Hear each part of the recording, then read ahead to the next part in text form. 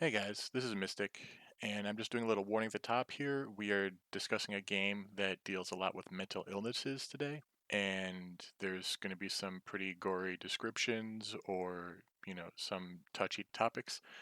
Also, we're trying a new audio setup. It is a little different, so just keep that in mind, and I hope you enjoy the episode.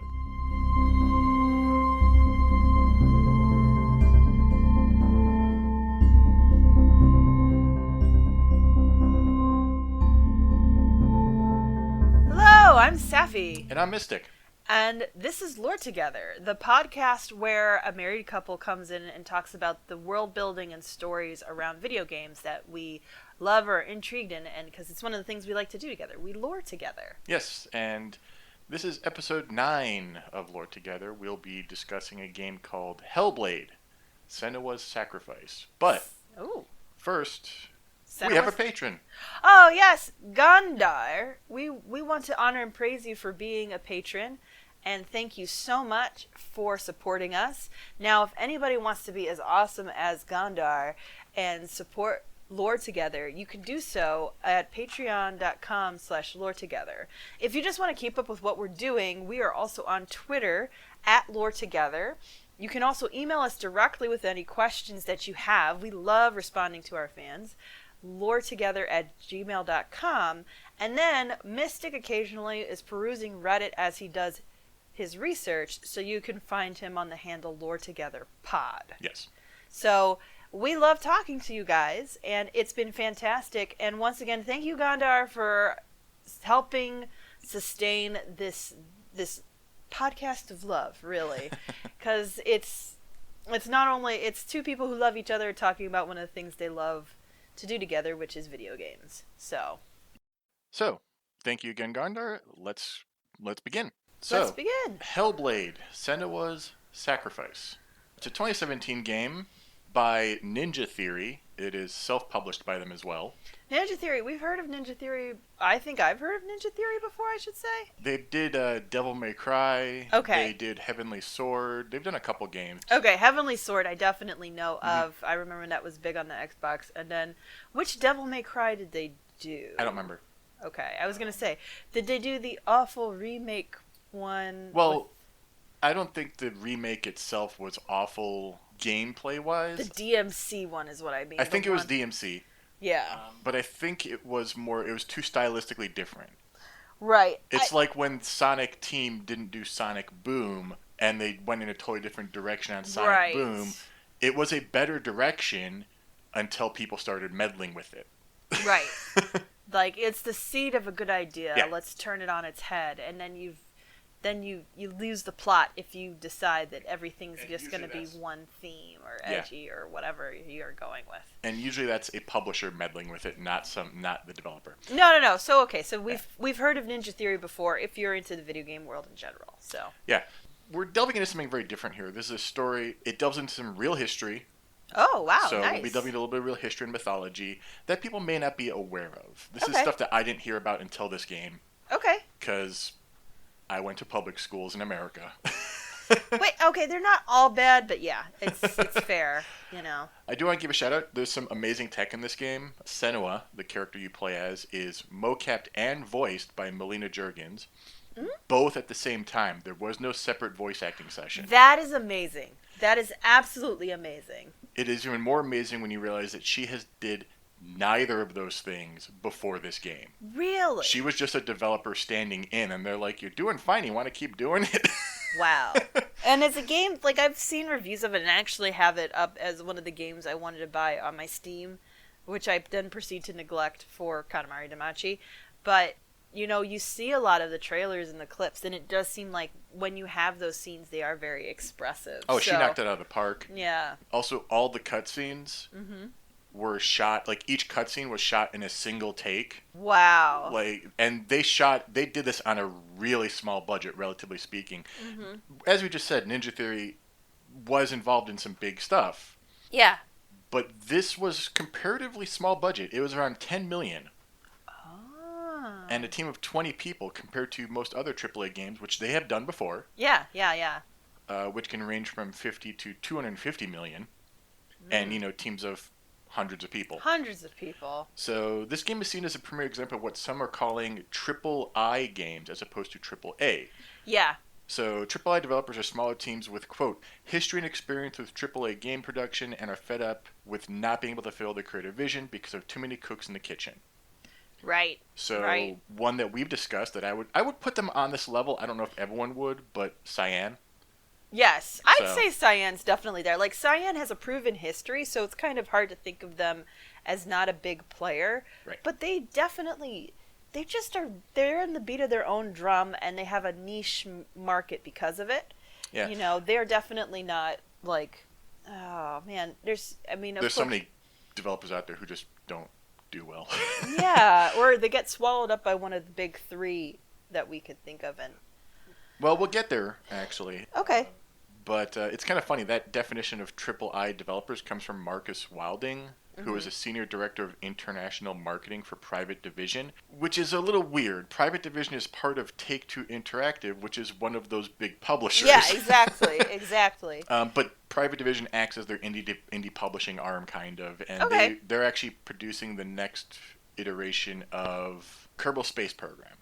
Ooh, So which is just a fun physics game for those of you not who a lot aren't of lore aware. there to dig into. That'd be like a No, 2-minute episode. no, I think that's it, but it's an adorable, fun game. I've never. I mean, the thing that's so adorable is I've watched Mystic play it, and you'll make a I'm terrible at it. You'll make a spaceship where they're never going to return to orbit and they're going to die. I have But the Kerbal is so excited to be in space, they just don't care. I have never successfully orbited and then deorbited.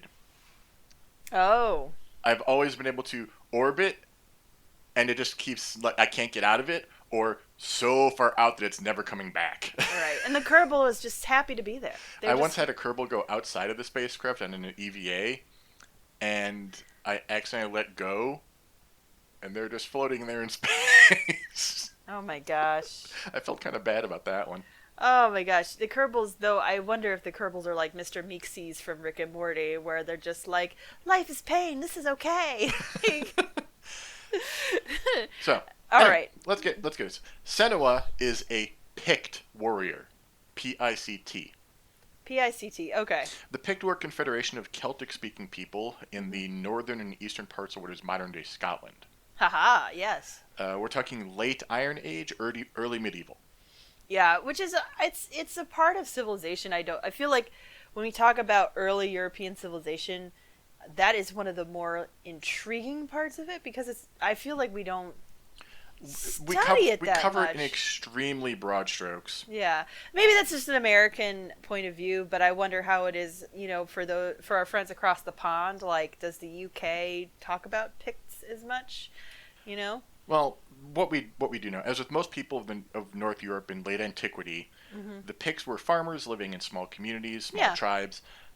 Cattle and horses were an obvious sign of wealth and prestige. Sheep Yeah. and pigs were kept in large numbers. Mm-hmm. And place names that we have of the Pict suggest transhumans moving with the herds to fixed pastures. So they have like Oh, set locations for winter or for spring, but between those 2 points, they're traveling. They're slightly nomadic. slightly nomadic. Yeah. Yeah. So this is before agricultural development took place, where and a lot of people who study anthropology suggest that this actually happened thanks to either wheat, bread, the ability to harness grain to make food that can sustain a long time, or some people actually like to blame alcohol, and that fermentation is what convinced humans in certain parts of the world to begin a more stable singular agricultural lifestyle in one spot. Mhm. But typically throughout human history,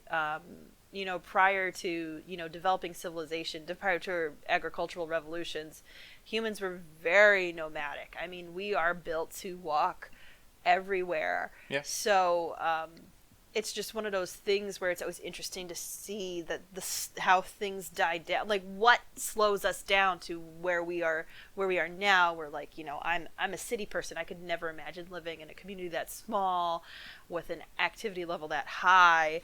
It's just hard for me to think about how my ancestors would have lived like that. Yeah, well, it's a balance because your activity level living in a city is low. Yeah. comparatively. Comparatively, So, absolutely. Yeah. Also, apparently they didn't work as much and they had more time for like socializing mm. and, as John Green likes to call it, scootily pooping. Because I did watch the first couple of seasons of the Crash Course series, and history was definitely a fun one. So, So, well, crash course on what we're talking about here with Senua. When we talk about Senua, we're talking about a picked warrior from Orkney. from where? Orkney, Orkney. which is an archipelago off the northern coast of Scotland. Okay. She is primarily based off, inspired by Boudica, who Okay. was a warrior queen of the British Celt tribe, the Iceni. Yes, very much a reference part in a lot of like fantasy character archetypes. Boudica. She led an uprising against the Romans. Didn't win, Nope. but still pretty cool. She did not win, but she just did. She just was petty till the end. I think is part of her history. We could go into Boudica. This game isn't about her, though. So, Yeah. our heroine lives in Orkney in around 900 CE, and this is a little important, actually. 900 CE. Okay. So, the Romans never actually managed to conquer Pict territory. There's a lot of places up in there that they did like The Pict were one of the few that they never actually got. they never did. Yeah. Another one, surprisingly, London. Yeah. But we're not going to go into that. But it's just interesting that around what is now the United Kingdom, they have all these pockets of Roman occupation resistance. I don't know why they But London were was lucky. London was a town that wasn't taken over. This was the whole people actually didn't. Right, exactly. Yeah. It's interesting to note that whole basically island had a bunch of cultures that were basically just throwing deuces up to the Roman Empire. So the Pict managed to avoid Roman Empire rule. They couldn't avoid the Vikings. They showed up in Orkney around 900 CE and basically took over. Yeah, as Vikings were to do. Allegedly, the Norsemen were known for sacrificing the leaders of tribes that they had conquered to the gods using a ritual called the Blood Eagle. Trigger warning here, we're about to get a little gory on this. Ooh, yeah, Blood Eagle already sounds like something I never want to witness. Well, we're describing this in detail. All right, guys. Let's hold our lunches in and try for our best. The Blood Eagle is where the sacrifice is placed in a prone position. Okay. The ribs are severed from the spine. Okay. And their lungs are pulled through the opening to create a pair of wings. They are then strung up like an angel with wings. Oh my gosh. Okay, Vikings are bad. We love, Viking honor can say and that glory and torture. Oh man. We can say Vikings are hardcore. Let's go with that. Yeah, it's not like human history's just sucks like this, it just sucks. Ooh. There's gosh. continuing debate as to whether this ritual was a literary invention, a mistranslation, or an actual practice. Right. But you can't deny that it is visually striking. That's kind of like how, there are some debates on a lot of conquerors, like Vlad the Impaler. Mm-hmm. There's always questions of, are these stories that were passed on because over time they were seen more as the enemy? Or are these stories that are, that are based in fact? Yeah. And unfortunately with something as far back as 900 CE, yeah, it's kind of hard to be sure. The Norsemen are the invaders in this story. They're the bad guys. Yeah. Their gods, that makes sense. Specifically Hel or Hela, whichever you prefer, is the main antagonist of the story. Yeah. Hela is the goddess of the dead, overseer of Helheim. Yes. Which is also supposedly referenced in Thor Ragnarok, but we won't talk about that. We will get to Ragnarok eventually. Yeah. So, but we will not mention Marvel stuff because I don't want to deal with that canon. Mystic's not into the Marvel universe, and feel free to admonish him as much as you like. That's all. Even if I was, I wouldn't touch it with this We're podcast not gonna because yeah, then it's not. Like the lore of comics is full of convoluted retcons, and it's just not worth it. I'm sure, and if anybody wishes to at some point let us know, we would be happy to suggest other podcasts that go into comic book lore. But I agree with you. There's so much like rewriting a history or alternate histories, which is kind of the fun of comic books. But for us, that's not right. We very much like being absorbed in an established world that's just going to be at least have some steadiness, which is why we were willing to spend 4 episodes on Elder Scrolls and stuff like We'll that. spend So, more. in But the future, yes, but yeah. even to just kind of put an exclamation point on it, even character powers in comic books do not stay consistent. No, they don't. They don't. Every single character is literally super hugely powerful to the point that nothing should be able to kill them, and yet stuff does. Yeah. Also, Santa Claus is the most powerful mutant in the Marvel universe. Oh, I've heard this. So I've heard this argument, and I agree 100%. But we have now gone completely off track just because I wanted to mention Thor Ragnarok, because I know somebody out there is going to be like, they like in Thor Ragnarok, yeah, kind of, sorta, but we're actually going back to the original mythology. Right. Apologies. Well, that's one of the few times I'm digressing that much.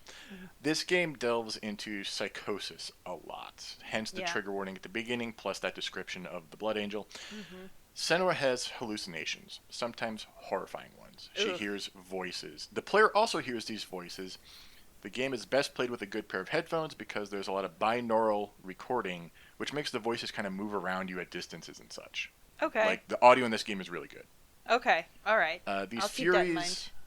these voices are actually all you really have in terms of user interface. There is no HUD, there is no HP gauge, there is no map, nothing except sometimes you will see a circle around something you should focus on, and sometimes vague shapes of runes that you have to look for. So what you're saying is that as the player, you have to rely on essentially these voices in your head to let you know your health is low, to let you know Yeah.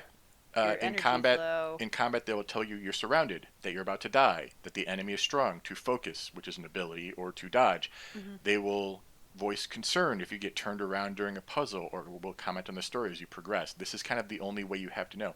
This is not a game where you are constantly managing HP. There's no healing. It's just once you Right. finish the combat, you're back to health.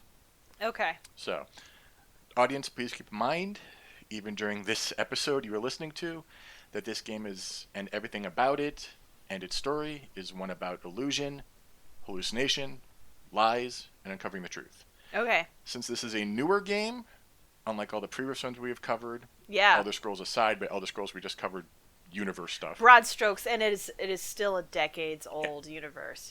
So to avoid any spoilers for people who haven't played this yet, I'm giving my basic review here. This game is worth playing. Okay. The All right. combat is not the best, but that's coming from me. Okay. I'm a person who doesn't play games for combat. It's not my strong point. My combat skill is weak. Okay. I play games with a narrative difficulty or no difficulty. Mm-hmm. So the story, though, and the world that you will get into is worth the struggle. We'll eventually get back to this universe on lore together, perhaps in a mini episode, because this game is getting a sequel in the near future.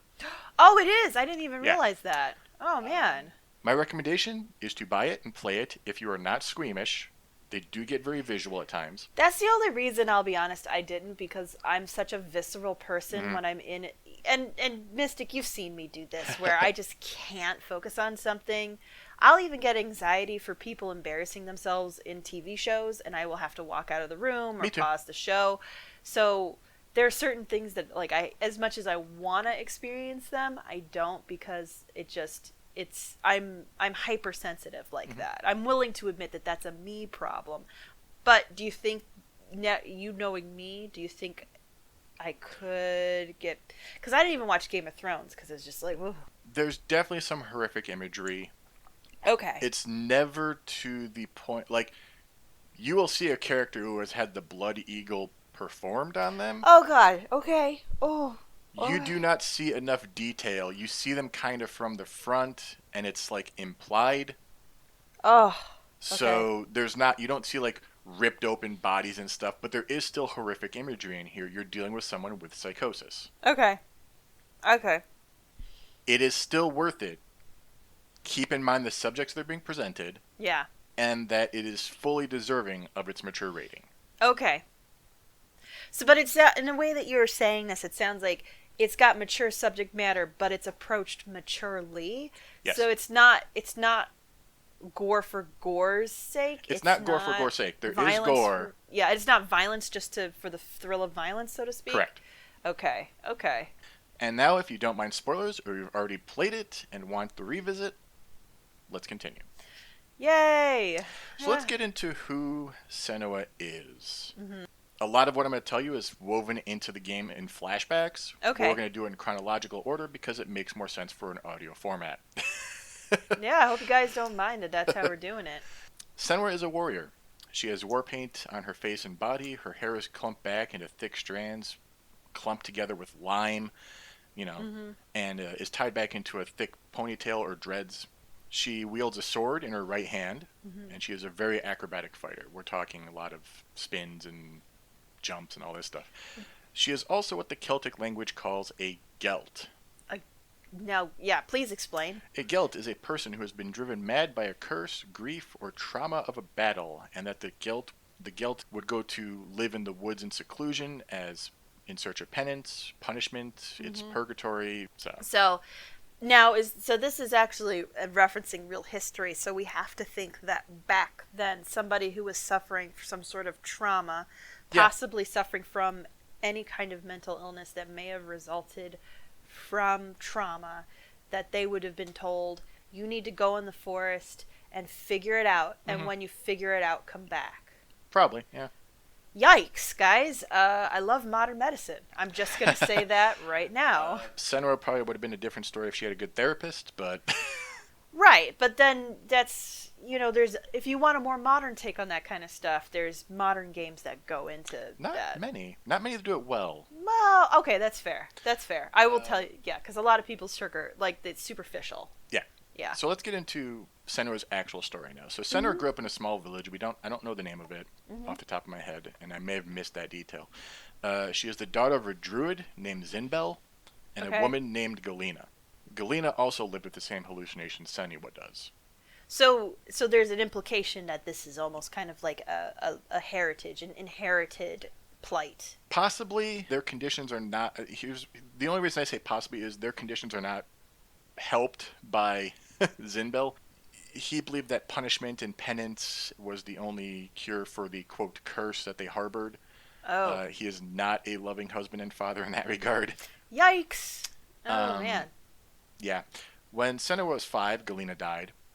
From Okay. what Senua saw, her mother committed suicide due to the darkness when it sent her these visions and all this stuff. Right, and that's why I said yikes earlier, because Hmm. if you're not actively, as back then back then there was no way that there was any idea of the way a possible chemical imbalance in the brain, Correct. which we don't know for sure if that's actually what it was. I mean, people could hallucinate if they eat the wrong bread grain back then, Right. and she might have been susceptible, but still, to have no solution and then to be married to somebody who basically says it's because you're a sinner and you need to you Yeah. haven't been punished enough or something.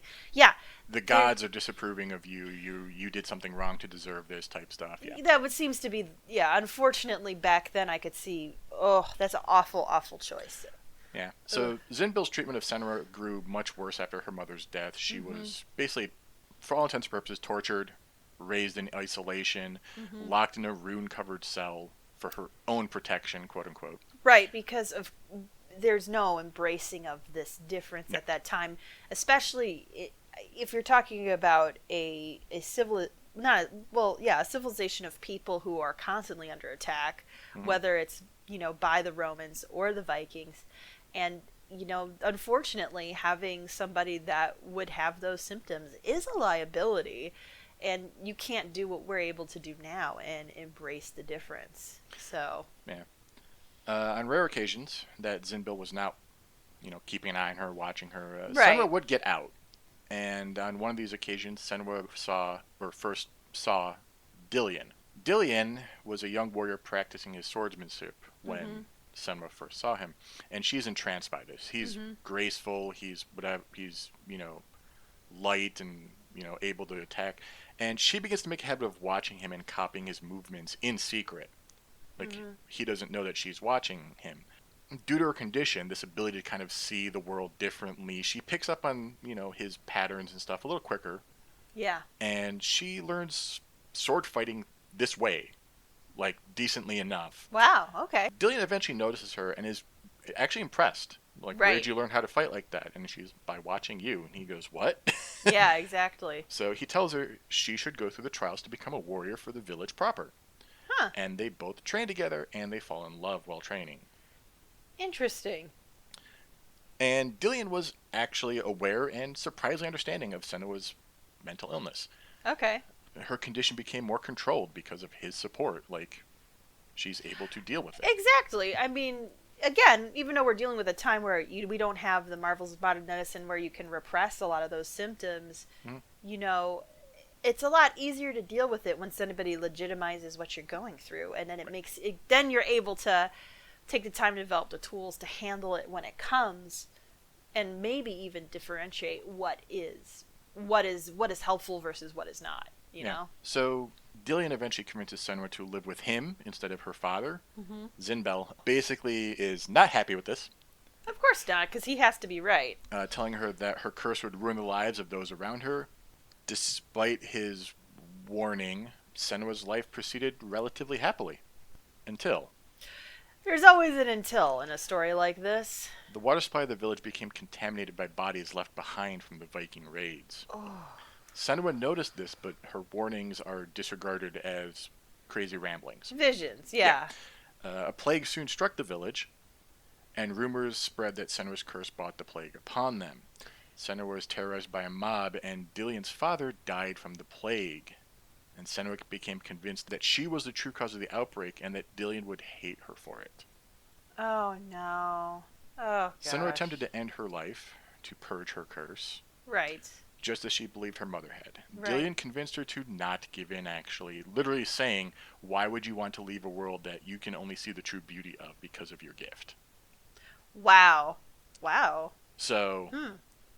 she instead decided to go into exile in the woods as penance for causing the plague. She promised to return to Dillian once she had paid her penance as an outcast. Unfortunately, with something that's like go in the woods, figure your stuff out, and then when you feel like you figured it out, come back. Like that could be indefinitely. Right. And again, isolation is when she was at her worst in the past. So as much as this is a tradition, now I'm really scared for her. Well, her mental condition obviously deteriorated when she was alone. Yeah. Okay. We could have seen that coming. She came across an old wounded man on death's door in the woods named Druth. Okay. Senua managed to prolong his life, but ultimately could not overcome his injuries. Right.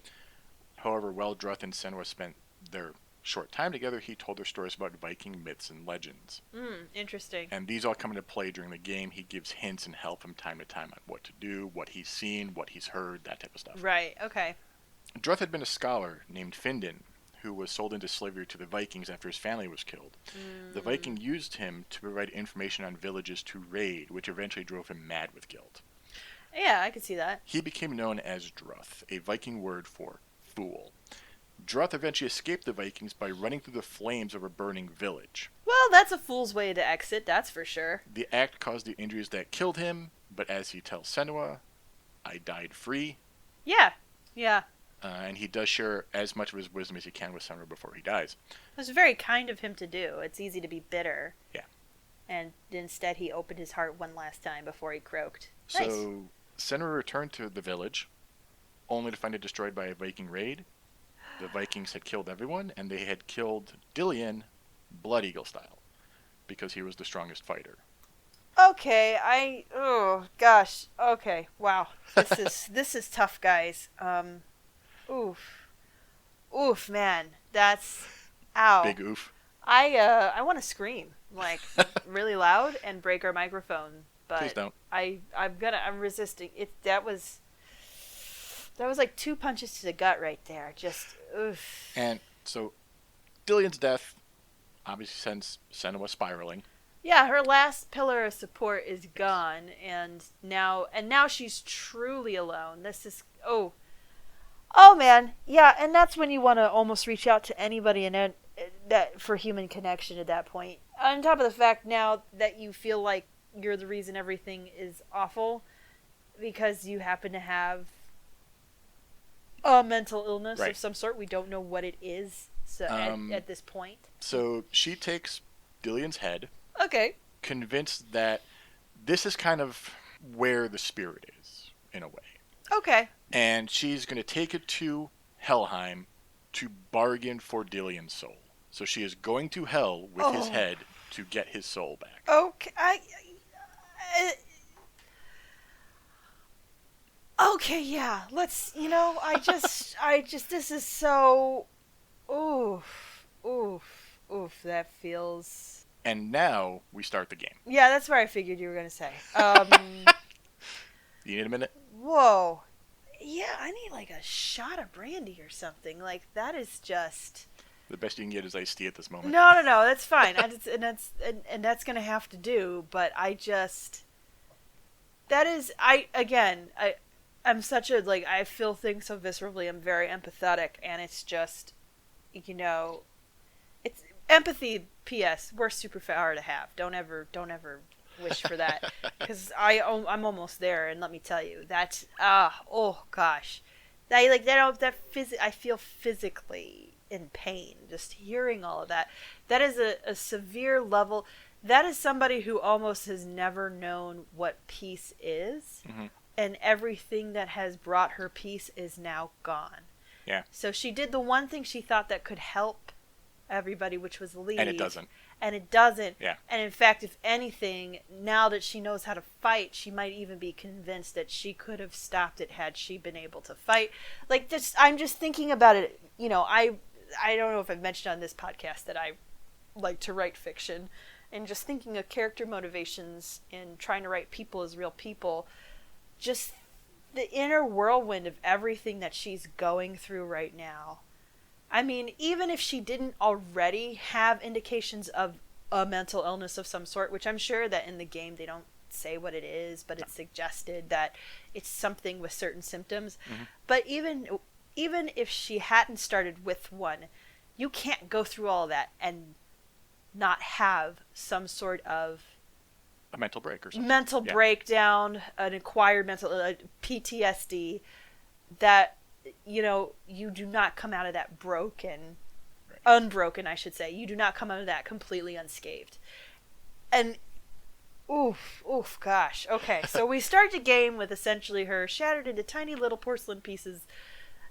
Yeah. That's where my brain is I want going. to cover the opening shot of the game actually here a little bit. Okay. She's on a hollowed out log, a canoe. Okay.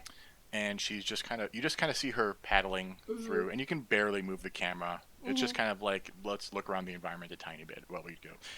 And this is how they do the credits and stuff as you're going down. Yeah. And you start to hear the voices too. Okay.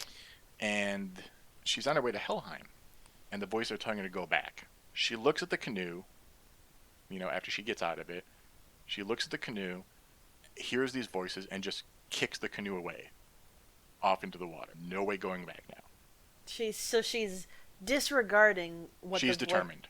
What the voices are telling her. Okay. Yeah. Which, P.S., side note that I actually know from a friend who is actually a psychiatrist, that hearing voices is not a mental illness. In fact, there's a small percentage of the population who have an externalized voice in their head, who have no other signs, symptoms, or reactions of a mental illness. And one of them is Anthony Hopkins. Apparently, you can have essentially somebody you have a conversation with in your head, and that's perfectly sane, but it's I don't want to say it was like 1 or 2% of the human population has something like this. Yeah. But this sounds like this is multiple voices from what you're describing, Definitely which is a little voices. Different. Yeah. And sometimes they're contradictory. Yeah, that's the part where I would think it's more. It's of a never symptom. just. It's rarely one voice. If you hear something from Druth, that's one voice. If you're hearing something from a separate person in a flashback, those are individual voices. The voices we're talking about in her head are all around, contradictory, seem confused themselves always what's going on. Mm-hmm. So okay, but I'm only mentioning that too because some people would be like, well, don't the voices tell you to do things? Because that's almost always how we imagine certain mental illnesses. And I just wanted to bring up that actually it's kind of more realistic to be in conflict or, maybe consider but not always agree with them. Since they are your user interface, they're not always in conflict. Yeah. But you'll hear, look out, behind you, don't get surrounded, from numerous times, like from different angles and stuff. So it's a little disorienting and confusing too. Right. Okay. But I just figured I'd mention that in case the audience isn't aware that is actually more typical of the voices is that you're not it's not a lot of people think of it as a commanding thing. I think a lot of times people think of it of like the stereotypical insanity plea for Hmm. a court case, Sure. and hearing voices is not, it's not a command in that way for a lot of people who have that either as a symptom or just like they're general normal people who happen to have an extra personality in their head, you know. Hmm. So sorry, another tangent. I listen to friends who know more about this stuff than I do. That's all. To get into Helheim proper, she has to get through the gates to get onto the bridge to get to Helheim. Mm-hmm. So to get onto the bridge, even she has to defeat two guardians. Complicating matters, though, is a separate curse. There is a black web of tendrils on her arm, spreading rot. They start in her hand and they're slowly creeping up. Ooh. And if it ever reaches her brain, it will kill her, ending her quest. The game does have permadeath. If you die, you lose everything. Like, if this reaches her Wow. brain, you're done. Okay. It's not like losing a save point. It's like you have to handle this, or Yeah. it's okay. So, the two guardians. So, we have Valravn, who is a master of illusions. Senua has to use her ability to see things that aren't there or see differences in reality to solve puzzles and unlock the path to Valravn. Okay. The basic puzzle here is to navigate and find out how to align a bunch of raven corpses. It's kind of hard to explain. Basically, there's strung up corpses of ravens that they have like some sort of effigy or symbol hanging below them, and you have to kind of maneuver yourself and align these to form a shape that will then unlock the door. Huh. Okay. At one point, you walk into this one area and there's dozens of them. The puzzle is usually three. You Yeah. align three of them and that's it.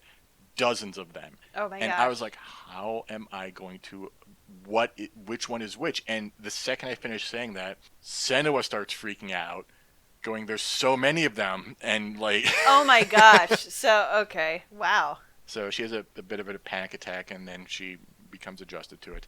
Valravn is not actually a figure in Norse lore. He actually instead comes from Danish lore Okay. about supernatural ravens. These ravens appear in traditional Danish folk songs where they are described as originating from ravens who eat the bodies of the dead on the battlefield. Okay. They are capable of turning into the form of a knight after eating the entire heart of a child and just all sorts Yikes. of stuff. Oh man. Um, That's oh. Ooh. Yeah, we see a lot of hallucinations in this game. Most of them are pretty horrific at times. I'm not going to describe all of them because I want to leave some stuff there for players to I don't want experience. to puke here. Like this is This really isn't intense. this isn't super grotesque, but it's haunting. Yeah. Senua has a hallucination that she is dead, Ooh. and Valravn, which is a bird thing, like has a bird head on it, is pecking her body. And like the acting is great. She's like moving slightly with each impact and stuff, and then she starts to like her brain starts to like wake up in the like she wakes up in the hallucination, Oh my gosh. and she's like reaching for this mirror that is kind of a thing that allows her to dispel things or stuff. It's a gameplay mechanic, Okay. but she's reaching for this mirror while this is pecking her, and she's still like jerking and stuff. It's very visceral and very creepy. Oh my gosh. Oh. So she defeats Valravn and gets his sigil so that she can open that part of the door. And then we have Surt, Okay. a fire giant. Surt is part of Norse mythology. He is foretold as being a major figure during the events of Ragnarok. Mm-hmm. He carries a flaming sword and will go to battle against the gods. And afterwards, the flames that he brings forth will engulf the earth. Ragnarok, in this case, most people say it's the end of the world. It is the end of the world. It also brings about the world anew in rebirth. Right. So it's kind of like a cyclical thing. Right. Exactly. And Senua has to kind of fight her way through burning locations with voices of burning people calling all out to her from around in the flames. Finally, when she defeats Surt, she gets both sigils. She can open the door to Helheim's bridge. As she's walking across the bridge, fighting through all these things, Hela attacks her, Okay. defeating her in a single blow and shattering her sword. Oh. Senua survives, having been tossed from the bridge into the water, but she is in despair. She's failed. She's broken. Right. She even takes the remnants of her sword to herself, cutting a deep cut into her face as she's looking in this mirror. As a way to externalize the pain Yeah. that's inside. Okay. And she's just lying there unresponsive when she hears Dillion calling to her and sees a figure of light. Oh wow. Okay. Following him, we get a lot of flashbacks. Their first time meeting, her finding him dead, blaming herself for the deaths in the village, and then we find a sword. I am glossing over a lot of stuff. That's fine. That's fine. This is Graham, a sword that is said to be able to slay gods. Ah, okay. So Senua was like, "This sword is for me." The voice are telling her, "Don't do it," or "This is from." Like again, they're contradictory. But she's like, "This." He left this for me. She grabs onto the sword handle and is overcome with fear and emotion, pain. She backs away in Right. horror. And Druth then talks to her, telling her that Graham is forged by Odin for Sigurd. Sigurd is sometimes called Siegfried. And just Hmm. to tie this into a famous another gaming franchise, Siegfried in the Soul Calibur series uses Graham as his weapon. That is correct. Yeah, I totally forgot about that, but very But correct. in this game, Graham's complete form that Senua can see is an illusion. Okay. It is in fact shattered. It is in 4 shards that must be collected. Wow. Each of these is a trial, trials of Odin, Of and each of course. these is relevant to part of Senua's history or personality. And we have 4 of them. We have a long abandoned fortress that she must navigate, jumping between past and present as she does so. Oh man. We have a fetid, rotting swamp where Senua must see things outside the norm and restore her path to Dillion. Wow. We have a walk through a dark landscape. Hmm. Only Dillion's voice to guide her through the great. It's this is anxiety inducing. It Ooh. literally it's everything dark and you see like foggy, blurred shapes of what she can feel and hear. Oh my gosh. Okay. Yeah, And anxiety inducing. Dillion's voice kind of sneaks you past these lurking horrors, and then you fall down this well, and there's just bodies hanging everywhere. It's just, Oh. yeah. Oh gosh, this is so dark. Oh my It is a gosh. very dark game. Like I said, very deserving of its mature rating. And last we have a labyrinth where we can hear Dillion kind of crying out through these echoey halls, and we have to kind of follow his voice Yeah. through this labyrinth. So now that we have Graham restored, Senua grabs the sword but gets this horrific flashback and hallucination of dealing with her mother. Ooh. And she's literally fighting through corpses and gauntlets of enemies, and these walls are reaching out with her with hands and stuff. And this is in the middle of her hallucinating something about her mother. She's Her fighting. mother's at the end of this whole fight, and it's, yeah, it gets weird. Then we find, like, I'm skipping past some stuff here because I don't want to get bogged down in all the stuff. Yeah. But as Senra enters the halls of Helheim, she is stalked by Garm. Garm is a large boar-like creature. In some tellings, he's a wolf. And to drop another game series we'll cover someday, Garm is a dire wolf in the game Guild Wars 2, where he's companion of Eris de Galkin, one of the heroes. Oh, okay. So that's kind of, Garm is sometimes a wolf. Here's a dire wolf. So anyway, in this case, he looks more like a boar, like a undead boar type thing. Ooh. Somebody on fandom.com, I think it was, Undead boar sounds pretty yeah, freaking sweet to me. I think But it was, what was his name? Zero the Ninja, I think, okay. mentioned that wolves are not native to Scotland. They had boars, so maybe that's Oh. why. Okay. In some tellings, in some art assets and stuff, he is called Fenrir, which is a different being entirely. So Okay. it's a little convoluted which character this is supposed to be. Okay. But Garm stalks Senua in the darkness, and literally, like, if you're in darkness, the screen starts, like, shaking, going all red and everything, Oh and my yeah. gosh. And she must either have a torch or find a pool of natural light in this underground space, like there's, shafts of light from above. And eventually, while the beast is chasing her across a bridge, the bridge starts collapsing, and she dives, and momentum carries her to the far side, but Dillion's head falls from her belt and No. back into the pit. Okay, so Senua, here's a pro tip. You cannot cross bridges. They are never your friend. Bridges are never your friend.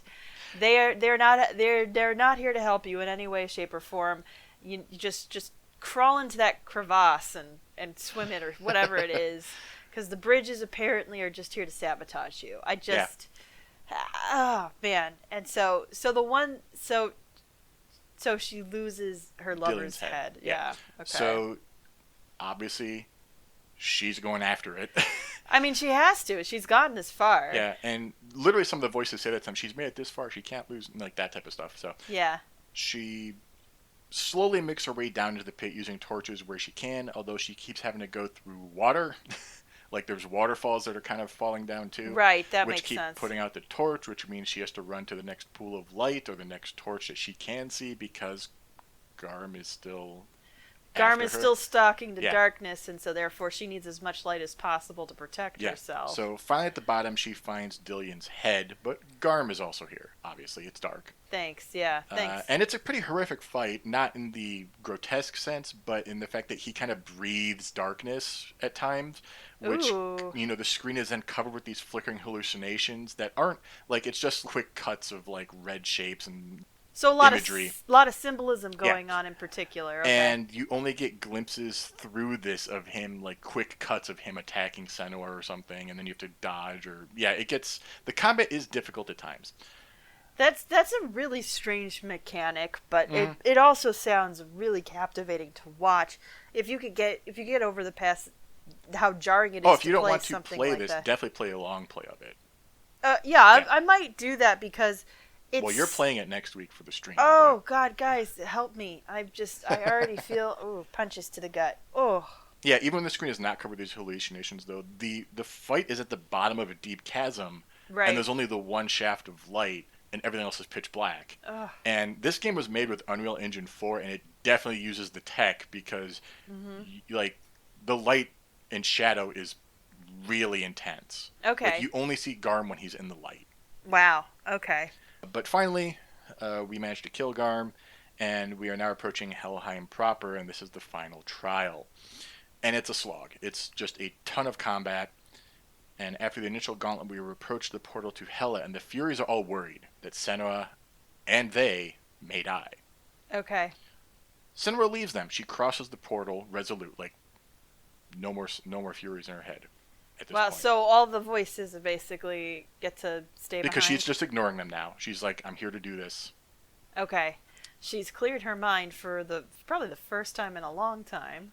And as soon as Senua crosses the portal, we kind of uncover this truth.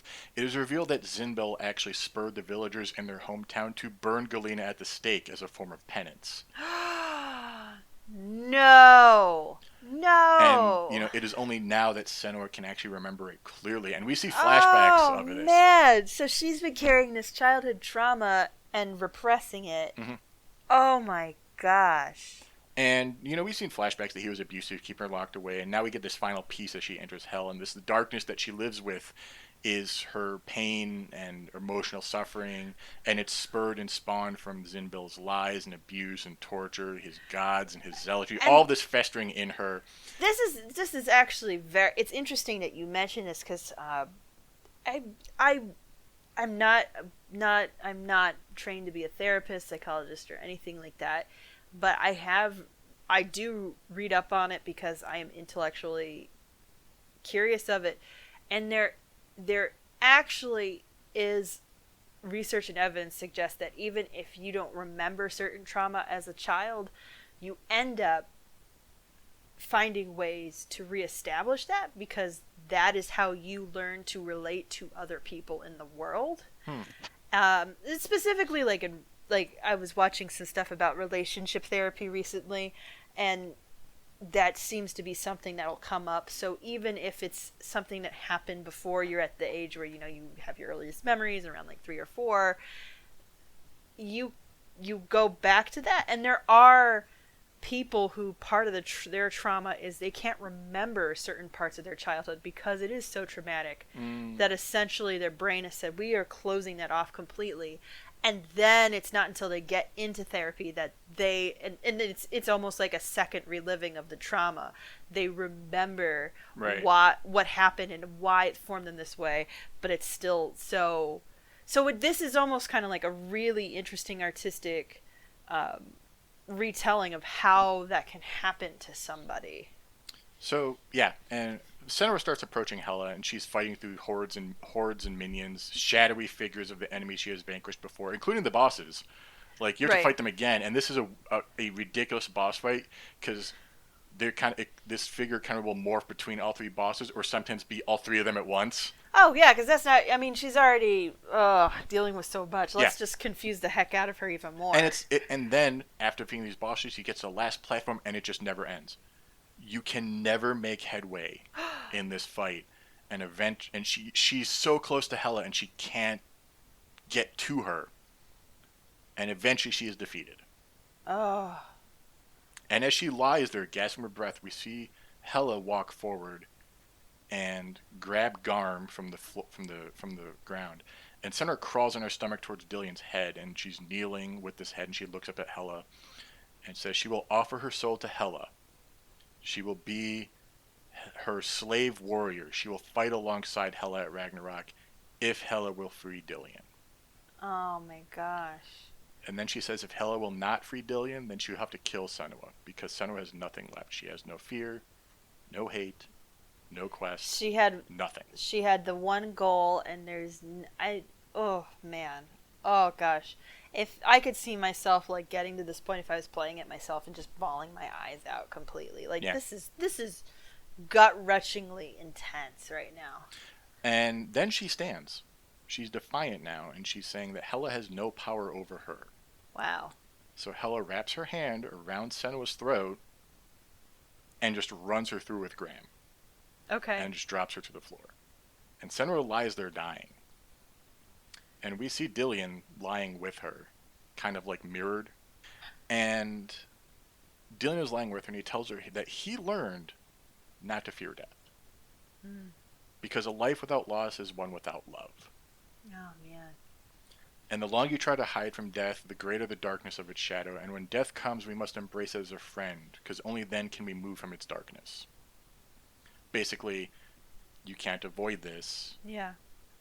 And so finally, Senua stops breathing, and she's dead. Guys, I'm literally tearing up right now. This is like so sweet. Oh my god. And we watch as Hela walks over to Dillion's head and picks it up. Oh my god. Oh man. Oh my gosh. And Hela looks weird. She's almost like overcome with emotion looking at this head. Right. And so she walks over to the edge of the platform, and she drops over the edge, and you watch the head fall. Mhm. As we pan back up, it's not Hela at the edge of the platform, it's Senua. Whoa. And she says goodbye to Dillion before standing up, and you watch as the rot kind of starts to slowly clear from her arm, and the voices are back, and they're all like, "Look, she's better now," that type of stuff. Yeah. Behind Senua, you can see Hela on the floor in the spot that she was. What the heck just happened? Because I'm like tearing up and I don't know what I'm crying about now, guys. I'm so confused. I feel so manipulated. Let me finish the story, and then we'll break it down. Okay. So, Senua looks out over this landscape, and it's not Helheim. You see mountains, and it's like the wilderness. Oh. She starts walking, and as she's walking, she turns and looks at us and says, "Come with me. There's more stories to tell. There's another story to tell." And the narrator, whose identity is unknown. Wait, do we have a narrator all this time? We have a narrator all this time. There is one prominent voice that you do hear that kind of talks not as disjointedly. Okay. There's no indication of who this person is. Okay. I think it is a reflective Senua, either a older one thinking back or the current one thinking inwardly, like self-reflecting. Okay. And that voice, again, I don't know, but that voice also tells us to go with Senua and bids us farewell. Okay. So Senua starts walking past Hela's body, and we hear Illusion by V&V Nation start up as we head into the credits. Oh my god, I love that band. Holy oh, I'm gonna cry.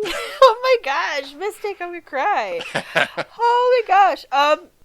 Illusion is like it's such a beautiful song. Like if you listen to it, and a fitting song for this. It's perfect for like the way you're describing the story. It's perfect for what you just described. Oh, yeah. And it's so gentle and earnest and oh my god. Okay. All right. Sorry. I'm sorry. I'm overcome with feels and like I'm trying to compose myself because we're trying to do a podcast here. Oh my gosh, but that all right. I mean, I'm glad. So that's the story. Oh. So let's explain this all now. Please. First of all, I'm glad. A lot of people don't like spoilers, but there are people like me where the spoilers will make it easier to enjoy the experience because I'm tearing up and it's just Mystic telling me the story and so I wouldn't be able to finish. There's certain I haven't been able to finish. I had to spoil the vampire Lestat for me because there was a point where, when I was in the middle of questioning faith, there's a point where Lestat, before he becomes a vampire, is questioning faith, and I was so emotionally shocked by it. I never finished reading the book. So I'm really glad that you told. There's more of a chance for me to actually play the game now, because if I know what the beats are, it'll be more of a relief to get there rather than a shock to the Right. system I'm because again hypersensitive. I'm sorry. Okay, I've So, explained all right, myself enough. let's explain this. So, Yeah. when Hela stabs Senua, we are not in Helheim from that moment forward. Okay. Helheim is not a real place we have been at all in the story. It is entirely hallucination, something that Senua's mind has created. It's all allegory. That's what I figured Yeah. at this. Yeah. Okay. The Furies are her inner thoughts. They berate her, they console her, they push her down, they pull Right. her up, they lie, they tell the truth. It's just all her inner thoughts conflicting and everything. Yeah. The bosses she fights all represent some part of her mind coming to terms with her past, with her memories. Exactly. Val, Okay. Raven, and Surt show her how to focus, how to push through pain. The trials of Odin are each Senua's mind, helping her deal with her own mental illness. The old forgotten fortress she has to navigate jumps between past and present. The story we get is one of her starting to deal with her past. Yeah. The swamp is about restoration. She fixes things as she wanders, her mind asserting itself over the broken reality. The labyrinth is her learning to ignore the furies, focusing on the real world at times. The darkness is her learning to trust her own instincts, to rely on herself. Right. Hence, being able to react when you can't clearly see. Yeah. Garm the wolf is a bit more difficult. He is, as I said, he's also called Fenrir in some of the art assets. And Garm and Fenrir are both different beings in mythology, but in the game, the skinless giant boar slash wolf-like creature is pretty much a representation of her father, the doubt and torture he put her through. And Right. finally, Hela. Hela represents, at least in my opinion, the worst part of Senua's mental illness. She represents the guilt over Dillion's death, the darkness and fear perpetuated by Zinbil. She also represents Senua, without the weight, without the darkness. A version of Senua that she cannot be or trust as long as she is, worried about Dillion's soul. Exactly. So it's kind of like, dare I quote RuPaul's Drag Race, if you don't love yourself, how the hell can you love anybody else? Can Right. I get an amen? That is, and that's, I think that's something I live by. It's not that you shouldn't take care of others, but if you can't take care of yourself first, you will never be able to take care Right. of anyone else. So, when Hela kills Senua, we're seeing Senua finally let go, basically. She's letting go of her old self that was wrapped up in just this, Yeah. and, now she's free of this darkness of her own rumination, basically. None of this to say that Senua is now magically cured. Yeah. No, no, no. That's Yeah. not how it works at all, guys. she Never still- think that's how it works. She still has her mental illness. She still has the voices. She still has hallucinations, but she has moved on to a better path of finding some inner strength inside to help her. Right. Right. And that's true of, if we talk about people with mental illnesses, it's something you live with, it is something you adjust to. Yeah. It is not something to be beaten Correct. like a video game, unfortunately, Yeah, and this game does play with a lot of this, the mental aspect of it too.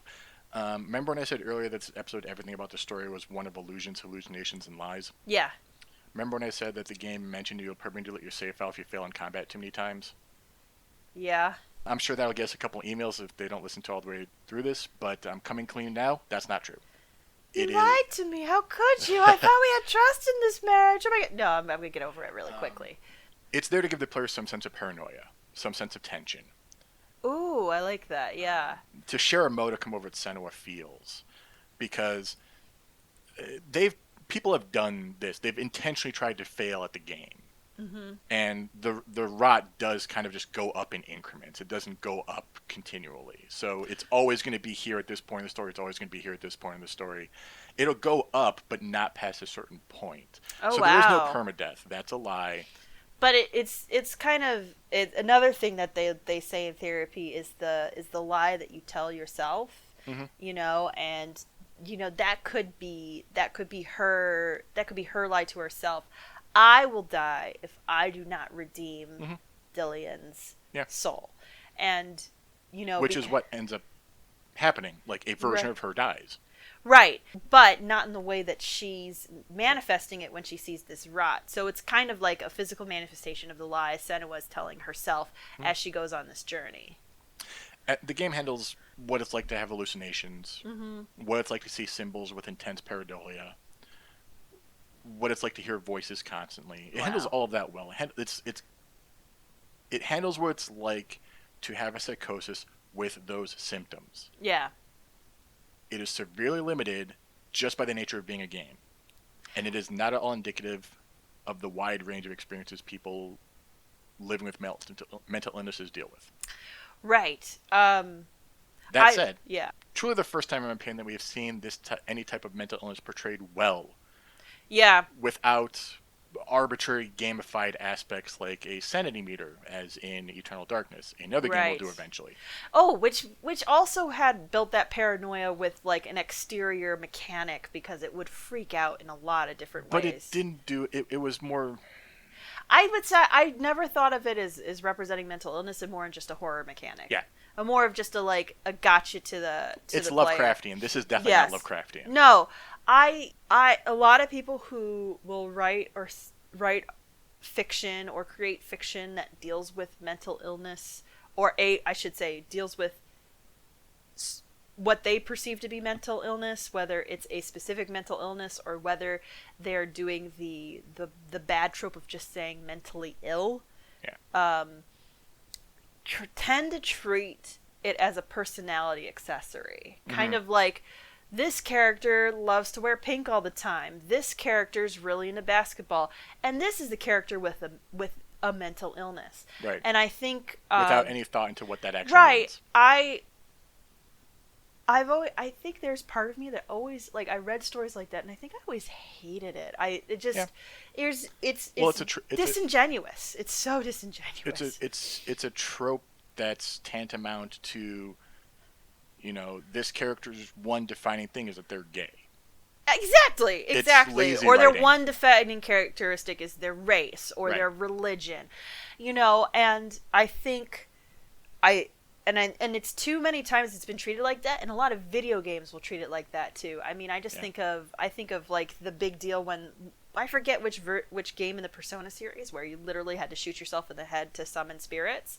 I've And never played that series, so and I don't I remember when I heard that I was like, guys, there's got to be a better way know. to do this, and a lot of times, yeah, that is what a mental illness is portrayed as. It's essentially it's a coloring over a character. It's never nuanced. It's never extrapolated on. It's never it's never something that is. I will say the one thing that bothers me too is that it's never something that's not important, almost when it comes to a character.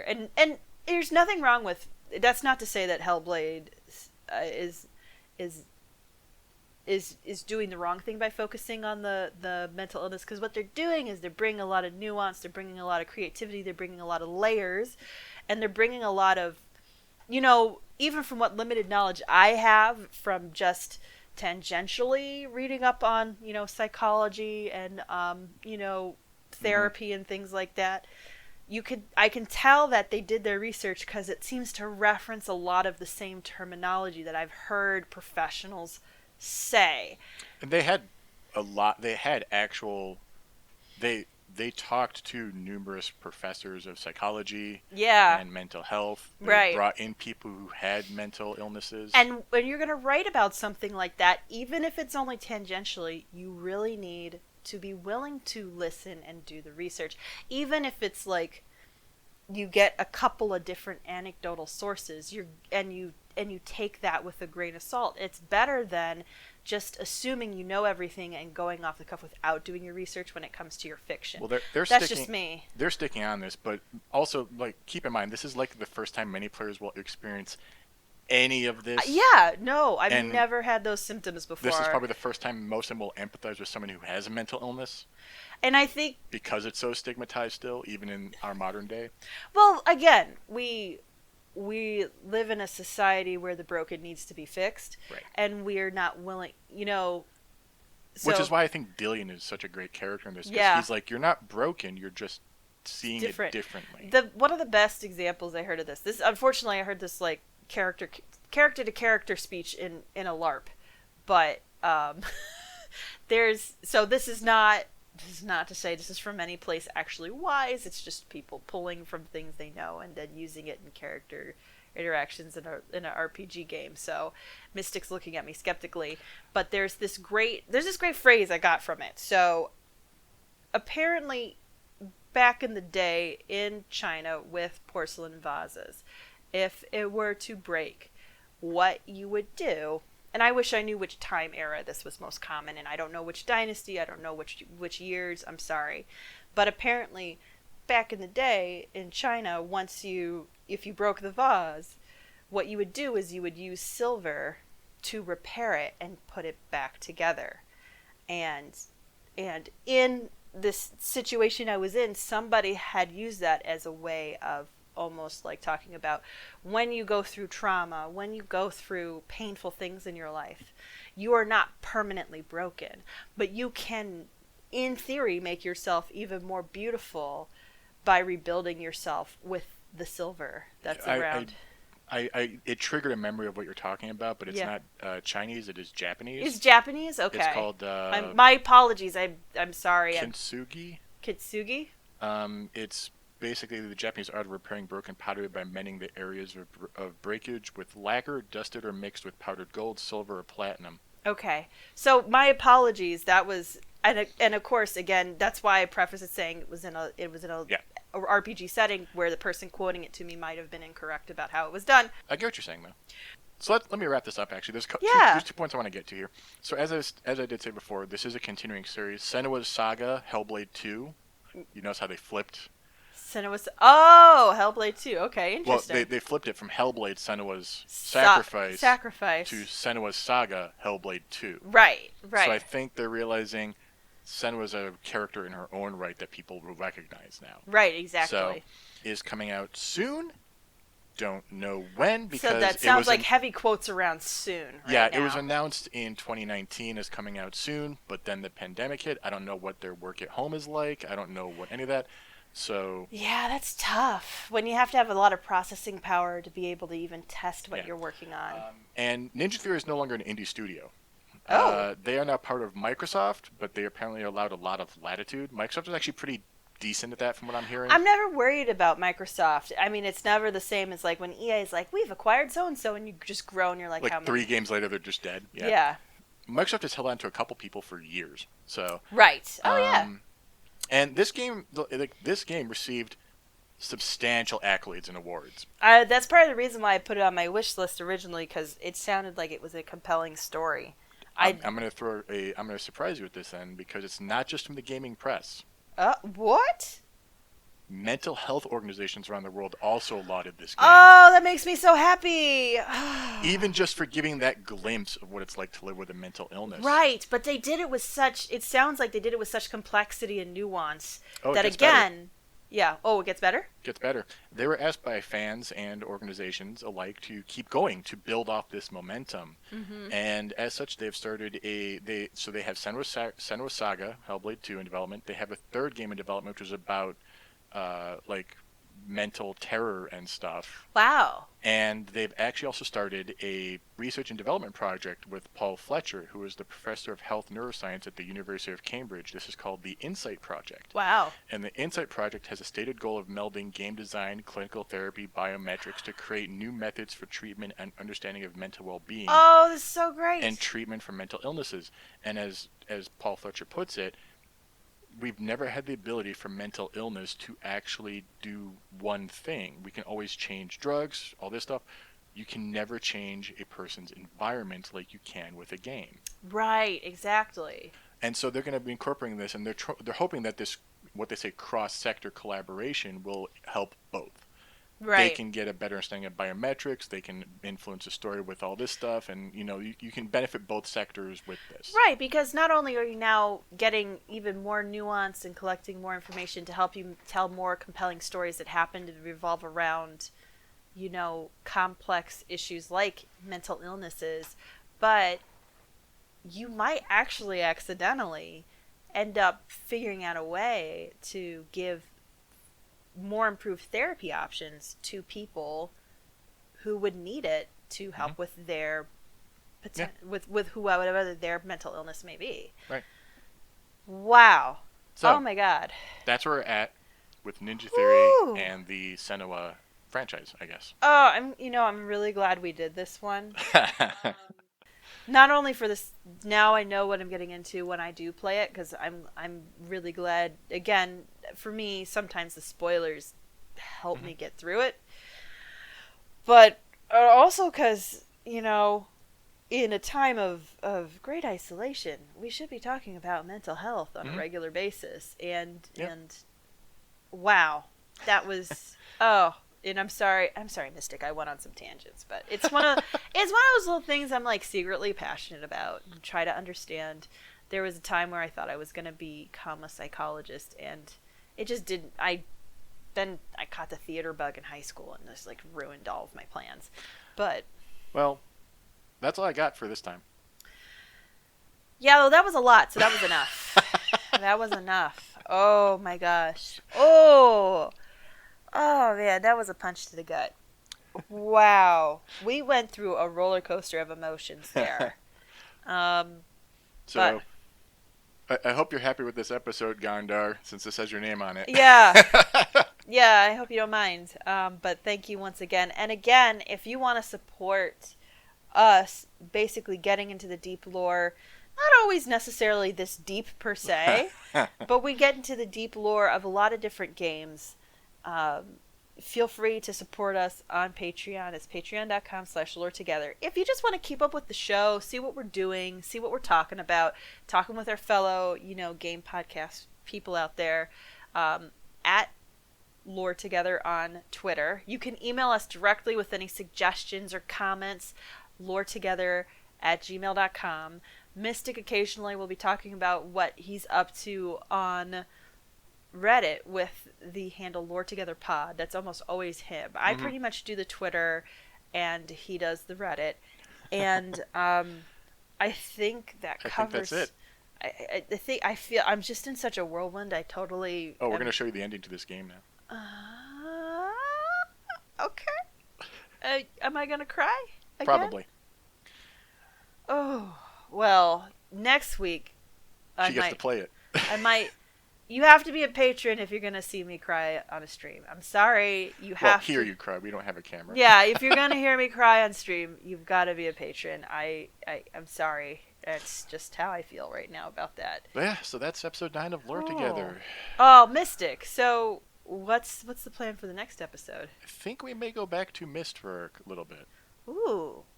Well, yeah, it would be our first double-digit episode, so we might as well celebrate, right? So, All right, guys. Thank you for listening. thank you very much for listening. We hope you're staying safe and healthy out there. Hmm. And We'll see you next time. next time, bye bye. Bye.